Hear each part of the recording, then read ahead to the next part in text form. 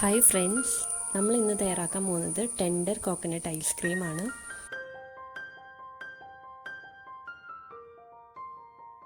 അതിനായിട്ട് ഒരു cup കരിക്കിൻ്റെ pieces നമുക്ക് മിക്സിയിലോട്ട് ചേർത്ത് കൊടുക്കാം.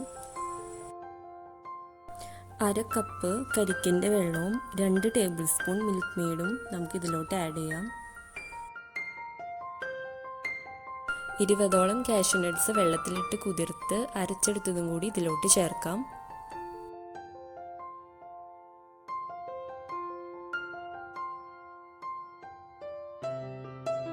മൂന്ന് ടേബിൾ സ്പൂൺ ഫ്രഷ് ക്രീമും 3-4 ടേബിൾ സ്പൂൺ പഞ്ചസാരയും ചേർത്ത് മിക്സിയിൽ അടിച്ചെടുക്കാം.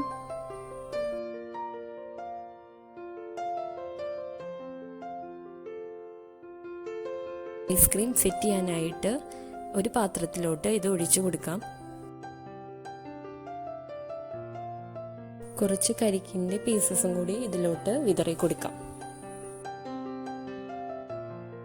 ഐസ്ക്രീം സെറ്റാക്കാനായിട്ട് 7 മണിക്കൂറോളം ഫ്രീസറിൽ വെക്കാം.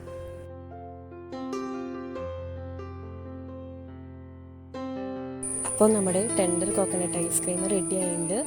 എല്ലാവരും ഇത് ട്രൈ ചെയ്ത് നോക്കണം.